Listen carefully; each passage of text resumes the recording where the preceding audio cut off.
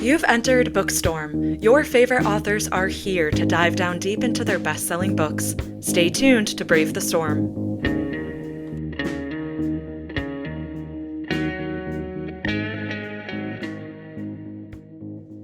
Well, welcome back to BOOKSTORM Podcast listeners. We're so excited that you've joined us, and we've got you all over the world in 101 countries or territories, all 50 states, more than 2,000 cities, and we know why you are tuning in. It is because we are bringing you the very best best-selling authors, and today is no exception. We are just thrilled that Allison Raskin is joining us with her new book, Save the Date. So welcome, Allison. Thank you so much for having me. We've been looking forward to this so much. I want to tell our listeners just a little bit about your background before we get started.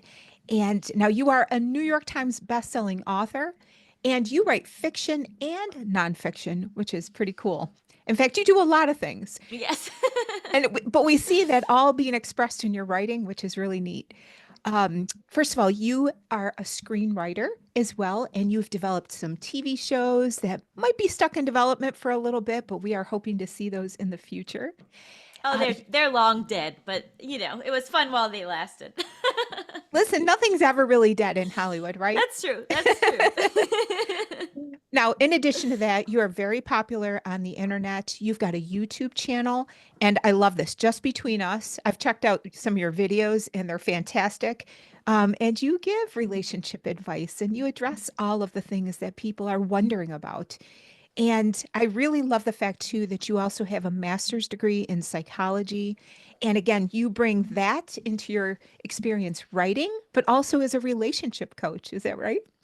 Yes, I launched the coaching business in November, and it's been so rewarding and wonderful. That's because people need a lot of advice in these days. Well, I know Julia's going to tell us about the book in just a sec, but I just wanted to tell you Save the Date is so wonderful because it is, first of all, it's a feel-good story, and the things that you explore are just so current. So we just loved it. Loved it. Oh, I needed to hear that because I'm 1 week from pub and I'm starting to have an anxiety attack. So Of course. this is very helpful to hear. Thank you. No, I think it's awesome that you wrote like almost just from the heart because it's things that you experienced and went through, and that makes it automatically relatable to your readers, right? They're reading it and they automatically can see themselves in those interactions and in those stories. So I think it was awesome, and it fits spring to me, just something like rom-com and a little on the lighter side. So I won't give away any spoilers, and please feel free to add anything that you feel the reader should know at the end. But I did want to give our readers just some background to the story. So Emma Moskowitz is unceremoniously dumped by her fiance 6 months before their wedding. Her world is turned upside down. Her thriving private practice, her status as a popular online creator, and even her book deal all hinge on the fact that Emma is an expert when it comes to romantic relationships. Not to mention, her heart is ripped in half. It isn't fair, and she has worked so hard to be ready for marriage. And if only Emma could find a different groom by her planned wedding day, nothing would have to change. So commences Operation Save the Date. As Emma publicly shares her untraditional journey to the altar online, things get complicated quickly. She finds herself caught between Will, a charismatic podcast producer who is not interested in being a replacement groom, and Matt, a sweet recent divorcee, eagerly looking to settle down. She's got some choices to make, and everyone, including the internet, is watching. So did you have anything that you wanted to add to that synopsis? No, that was perfect. Thank you. Okay, great. Feel like we covered it, right? Without spoiling anything. Definitely. It's actually funny. In the book, it's called Operation Save My Date, and I really wanted the book to be called Save My Date instead of Save the Date. And marketing and sales was like, no one will understand what that means. We actually talked about that distinction. You did, just before. We did. Oh, really? Yeah.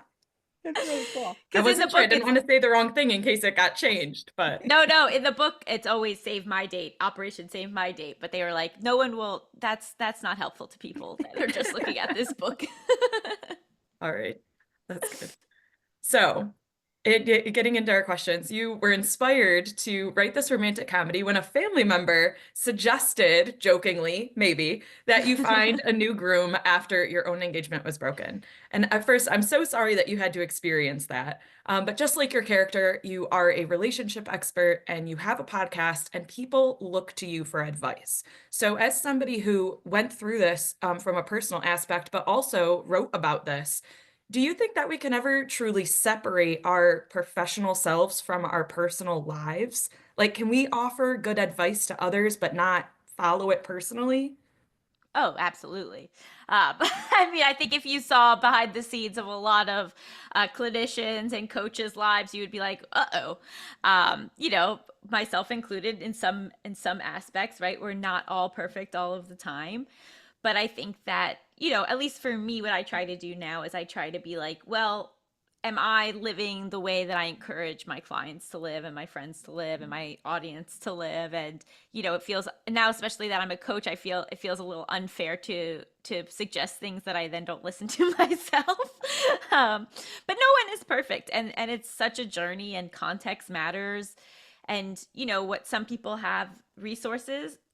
Sorry, I'll take it again. Some people have access to certain resources that other people simply do not. And so the expectations have to be different, I think, because of that. Absolutely. I think it's made up too, of like how we act in little smaller situations and those smaller details, and that kind of leads to who you are as more of a person instead of, advising on these huge things like who to marry and who to replace and, things like that. So I agree. All right, now without giving anything away, because in this book you definitely you want to keep so many things for the reader. It's actually quite wonderful. But I want to talk about the importance of getting to know somebody without maybe the pressure of dating. And I love in this story how we saw a little bit of that unfolding as we turn the pages. And I wanted to know if you thought that that helped a couple organically develop a needed friendship before a relationship. And I was wondering if you could comment on that. I'm actually someone that's never dated a friend. Like, all of my relationships have started with the intention of romance from the beginning. So I've definitely seen, friends and other, friends and acquaintances do the traditional friends to lovers pipeline. For me, I think one of the problems with the murkiness that can sometimes come with that is that it's harder to state your intentions. Like, one of the reasons that I really like dating apps when they're used correctly is that it's not a social faux pas to be like, and these are my goals and this is the life I want. And like, do we align on that? Do we not? And then like, it's not like when you go up to a stranger at a bar and you're like, hey, are you looking to get married in the next 2 to 3 years? Where it's like, it's kind of a different playing field when it comes to online dating, because that's you're meant to be vocal and direct about what you're looking for. So I think friendship is obviously the foundation of good relationships for most people. Some people fall more into traditional roles that maybe the basis is not friendship, but maybe more, you know, breadwinner, homemaker, the life is really the children in the home rather than the connection between the partners, which is valid and fine for a lot of couples. But for like a lot of people, friendship is the most important foundation. But I think you can grow that as you're growing the romance as well. Yeah. I was thinking about how we're often on our best behavior when we're thinking about this potentially being a dating relationship. And I loved in your story where Emma was just herself with somebody and she had the freedom to just be herself because she didn't have that pressure, even though this book is full of all kinds of outside pressures. I know we'll talk about that in a second, but I thought that was a really cool thing that you did. It was neat to see that unfold. Oh, thank you. So, Emma had an opportunity to turn something that she went through that was very painful into a personal growth and an opportunity for maturity. That's pretty difficult to do in the midst of a difficult time. And, like you mentioned, with those outside pressures affecting your decision making. And what enabled her? What like traits or internal things did she go through that got her through that? Do you think that humor is essential, or even just a willingness to laugh at yourself in the situation you found yourself in? Humor is my absolute favorite coping mechanism. I've I've struggled with my mental health since I was 4 years old, and was diagnosed with OCD. And humor has always been what's gotten me through, because if I were just to take life too seriously, it would become too much. It would become too unbearable. So being able to, make light of certain things that maybe you think you shouldn't, or, like dig into some gallows humor, some dark humor during difficult times is like a really important option for a lot of people.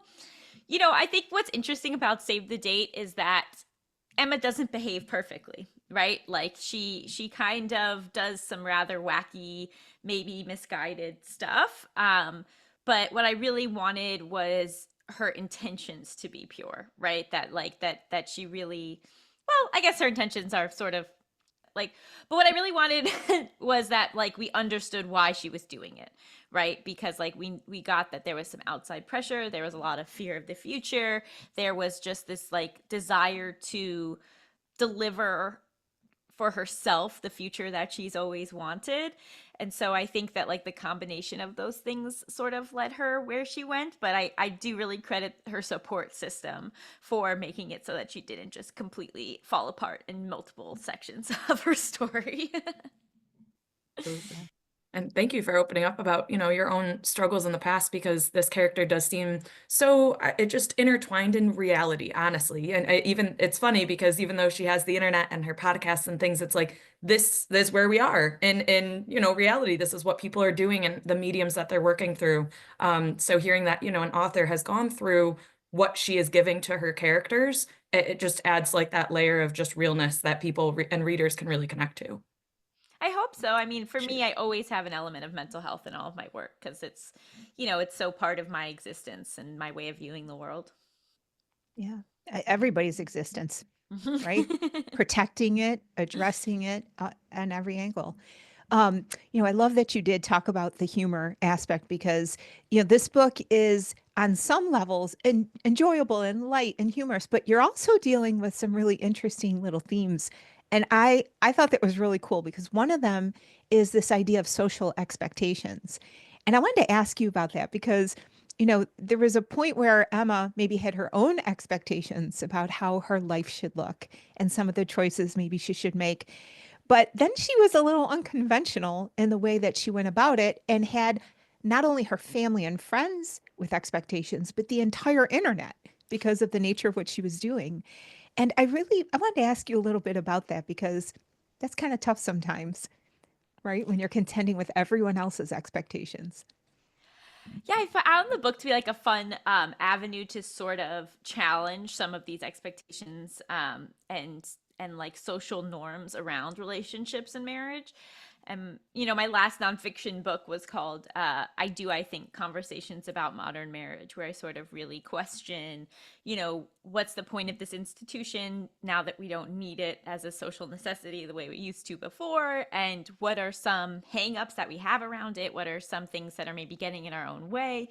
And I think, one of the takeaways from that book is sort of like the amount of time that you know someone, because, in other cultures, there's lots of arranged marriages, there's different expectations, but I feel like in Western society, there's this real feeling that if you don't know someone for a certain amount of time, then you're an idiot to commit to them. But then you see couples that date for 10 years, get married, and get divorced after 1 year. Like, time itself is not the only thing that is going to protect you or, save your relationship. And so I thought that this was like a fun way for a fictional character to sort of like dive into that discussion. Yeah. Well, I love the fact that the time constraint forced Emma to be more intentional about what it is that she did want and what she was looking for in a partner. And I thought that was a great takeaway from this book. And maybe it's not the length of time, but how you use that time and getting to know somebody. Absolutely. And what stage in your life you're in, right? Like, two people that meet at 22 is very different than two people that meet at 45. Yeah, absolutely. I'm excited to look into your nonfiction book about marriage as well, because I mean your writing style is very just easily comprehensible and fun. And I'm married myself, but that's something that I've thought about or even questioned of like, why do I want this and what do I want to get out of this? And is it weird that I've only, spent X amount of time, with my husband and we're doing great. I love the guy, but it's just one of those things that comes up that I think of and compare my own experience to. So I'm looking forward to reading that from you as well.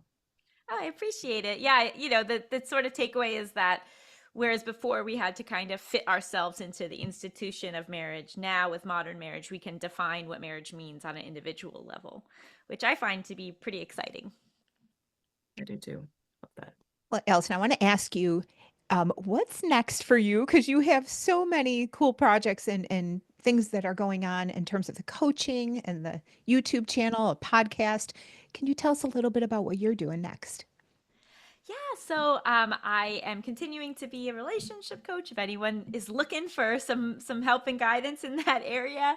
And then I'm also currently writing my second rom-com novel that should be coming out, assuming I get it done in time, in 2026. So I'm really excited to sort of like continue my journey in this genre and get to, in this book, really explore OCD and how that can kind of get in the way of our lives and our relationships. Very cool. Will we see any more of Emma and maybe her intended? Well, I don't know. I'd always viewed it as a one-off, but I've been hearing people wanting more. So Yeah. you never know. Yeah. Well, add my name to that list. Well, I want to tell our listeners how to get in touch with you. You have a beautiful website, and it's Allison Raskin, RASKIN.com. You're also on X, on Instagram, and YouTube, of course. And I know that people will want to connect with you, but they're definitely going to want to pick up this book. It's what we need right now. And we absolutely enjoyed it and also having you on the show. Thank you so much. Oh, I had a blast. Thank you.